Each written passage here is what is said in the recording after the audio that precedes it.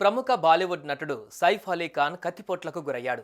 ఇంట్లోకి దూరిన దొంగను అడ్డుకునే ప్రయత్నంలో ఆయన తీవ్రంగా గాయపడ్డాడు. ప్రస్తుతం ఆయన ఆసుపత్రిలోని ఇంటెన్సివ్ కేర్ యూనిట్లో ఉన్నారు.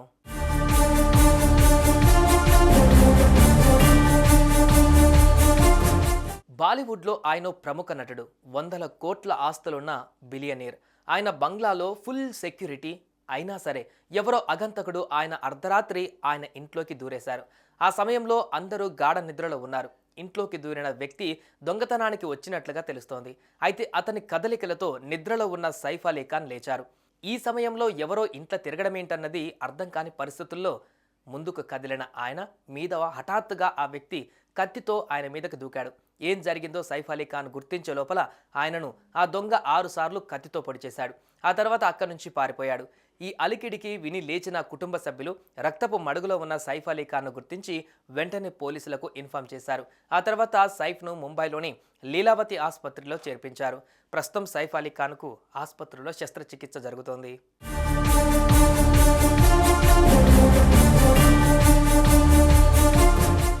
అయితే దొంగ తనను పట్టుకుంటారేమో అన్న భయంతో కత్తితో దాడి చేశాడా, లేదంటే ఇది ఆయనను అంతమొందించేందుకు ఎవరైనా చేసిన కుట్ర అన్న సందేహాలు వ్యక్తమవుతున్నాయి. పోలీసులు మాత్రం దొంగతనానికి వచ్చిన వ్యక్తి పట్టుబడిపోతానేమో అన్న భయంతో చేసిన దాడిగానే పోలీసులు వెల్లడించారు. అటు సైఫ్ ఆరోగ్య పరిస్థితి ఎలా ఉందన్న దాని మీద ఇక ఆసుపత్రి వర్గాల నుంచి అప్డేట్ వచ్చింది. ఆయన ప్రాణాలకు ఎలాంటి ముప్పు లేదంటూ కూడా డాక్టర్లు వెల్లడించారు.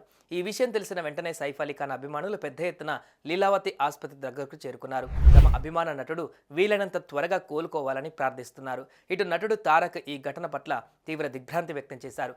సైఫ్ త్వరగా కోలుకోవాలని ఆయన ఆకాంక్షించారు. సుమన్ టీవీలో మీ పర్సనల్ అండ్ బిజినెస్ ప్రమోషన్స్ కోసం కింది నెంబర్కి కాంటాక్ట్ చేయండి.